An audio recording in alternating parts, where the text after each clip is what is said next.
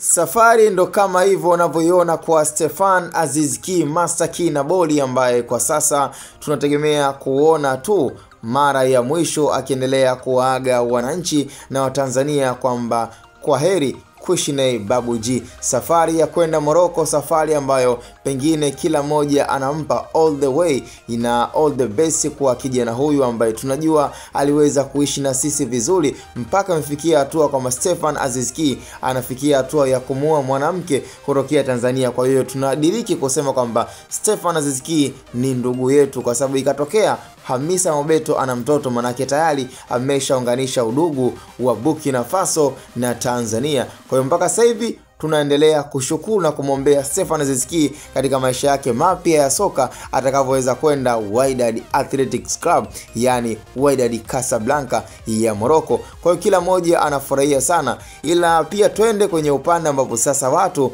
wakawa wanajiuliza nani atakayeziba pengo la Stefan Aziz Ki, yani nambari 10 ya kufanya wananchi waendelee kuenjoy na waendelee kupata burudani. Je, ni namba 10 ipi? Sasa katika upande mahojiano ambayo pia Stefan Aziz Ki aliendelea kufanya, na huku pia wakijaribu pia kwa baadhi ya waandishi habari kumdadasa na kuweza kujua ni nini anachoweza kuzungumzia, kwamba ni mchezaji gani anahisi kabisa ana uwezo wa kufiti kwenye namba yake ya namba 10 kama kiungo mshambuliaji. Na jibu lilopo, kwa sababu tayari watu walikuwa wanahusianisha na issue ya Faisali ambayo bado imekuwa na ukakasi mkubwa kwamba dogo janja, yani VP safari imekaaje, kwamba je ni Simba Sport Club ama ni kikosi cha wananchi. Lakini kiuhalisia, kwa sababu tayari kulikuwa na pande mbili, kwamba kwa akili ya Faisali ilikuwa ni kwenda kwenye klabu ya Simba, ila kwa akili ya wazazi baada ya Engineer Hersi kukutana na wazazi wa Faisali ilikuwa ni swala la kuhakikisha dogo janja